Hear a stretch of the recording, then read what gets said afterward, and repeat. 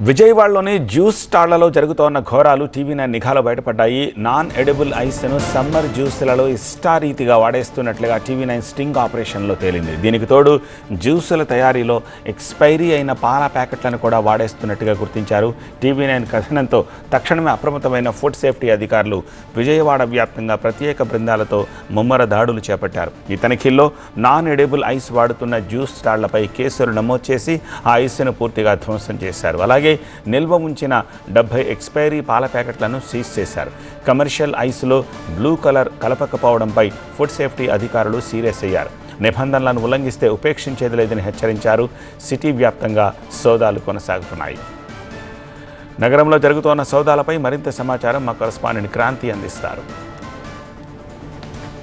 మాంసం కొల్లకుండా ఉండేటటువంటి ఐస్ను విజయవాడ వ్యాప్తంగా సమ్మర్తో జ్యూస్ షాపుల్లోనూ ఇతర తాగే ప్రదేశాల్లో విచ్చలవిడిగా వాడుతున్నటువంటి విషయాన్ని టీవీ9 నిఘాలో బయటపెట్టింది. ఇక దీనికి సంబంధించి విజయవాడ వ్యాప్తంగా ఫుడ్ సేఫ్టీ డిపార్ట్మెంట్ రైడ్స్ చేస్తుంది. ప్రజెంట్ మనం గాంధీనగర్లో ఉన్నటువంటి జ్యూస్ షాప్ దగ్గర ఉన్నాం. ఇక్కడ చూస్తే కనుక ఇది ఒక పెద్ద జ్యూస్ షాప్, కనీసం పర్మిషన్స్ లేవు వీటికి. అయితే ఇక్కడ ఏవైతే పాల ప్యాకెట్స్ ఉన్నాయో ఇవన్నీ కూడా ఎక్స్పైర్ అయిపోయినటువంటి పాల ప్యాకెట్లకు గుర్తించారు అధికారులు. అయితే ఎక్స్పైర్ అయిపోయినటువంటి పాల ప్యాకెట్ని ఇలా జ్యూస్ షాప్స్కి వేస్తున్నట్లు, ఎక్స్పైర్ అయిపోయినటువంటి వాటిని గడ్డలు గడ్డ జ్యూసుల్లో వాడుతున్నట్లు కూడా గుర్తించడం జరిగింది. వీటన్నిటిని కూడా సీజ్ చేశారు. వీటితో పాటు నాన్ ఎడిబుల్ ఐస్ని కూడా ఇక్కడ సేల్ చేస్తున్నట్లు గుర్తించారు. అయితే ఫుడ్ సేఫ్టీ డిపార్ట్మెంట్ అధికారులు మనతో పాటు ఉన్నారు, వాళ్ళతో మాట్లాడేటువంటి ప్రయత్నం చేద్దాం. సార్ చెప్పండి, ఇప్పటికే టీవీ9 నిఘా చేసింది విజయవాడ వ్యాప్తంగా నాన్ ఎడిబుల్ ఐస్ని విచ్చలవిడిగా అమ్ముతున్నారు ఎడిబుల్ అని చెప్పి. ఇప్పుడు ఇక్కడ ఐస్ గడ్డలను కూడా మీరు పాల ఐస్ గడ్డలను కూడా సీజ్ చేసినటువంటి పరిస్థితి. అసలు ఏంటి ఇది, ఎందుకని ఇలా విచ్చలవిడిగా అమ్ముతున్నారు, ఏమంటారు?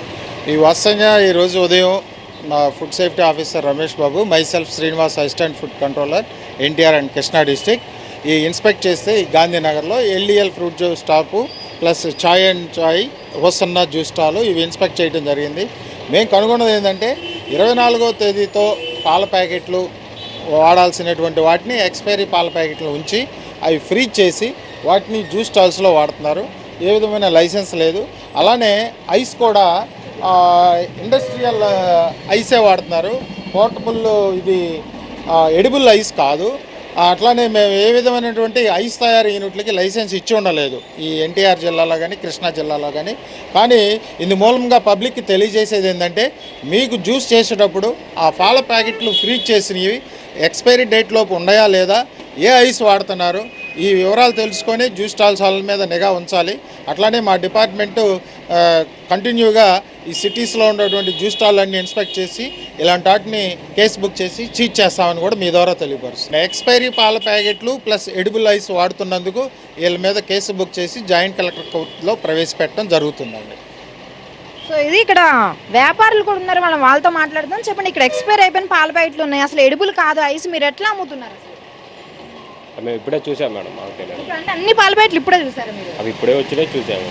ఇప్పుడే వచ్చినంటే మీరు ఎక్స్పైర్ అయిపోయినాయా తీసుకుంటున్నారా? మాల్ కవర్ వచ్చింది చూస్తున్నాను, ఈలోపు సార్ వచ్చాడు అంతే. చూసారు, అసలు వ్యాపారులు ఎంత నిర్లక్ష్యంగా ఉన్నారంటే తెలిసే ఇలాంటి వ్యాపారం చేస్తున్నారు. అధికారులు వచ్చారు కాబట్టి ఇప్పుడు ఎక్స్పైర్ అయిపోయినటువంటి పాల ప్యాకెట్లు అన్నీ కూడా చూసి సీజ్ చేయడం జరిగింది. వీటితో పాటు నాన్ ఎడిబుల్ ఐస్ ఏదైతే ఉందో దాన్ని కూడా సీజ్ చేసి కేసు రాయడం జరిగింది. విజయవాడ వ్యాప్తంగా కూడా జాయింట్ ఆపరేషన్ చేస్తున్నారు ఫుడ్ సేఫ్టీ డిపార్ట్మెంట్ వాళ్ళందరూ కూడా. ఎక్కడైతే ఇలా నాన్ ఎడిబుల్ కానీ ఇలా ఏదైతే కల్తీ చేసినటువంటి ఫుడ్ ఐటమ్స్, ముఖ్యంగా కూలింగ్ సంబంధించి కానీ ఐస్ కానీ పాలు కానీ మిగతా వాటికి సంబంధించి సమ్మర్ ఎఫెక్ట్ ఉండేటువంటి అన్ని చోట్ల కూడా రైడ్ చేసి కేసులు నమోదు చేస్తున్నటువంటి పరిస్థితి అయితే క్లియర్గా కనిపిస్తూ ఉంది. కెమెరామెన్ ప్రసాద్తో క్రాంతి, టీవీ9 విజయవాడ నుంచి.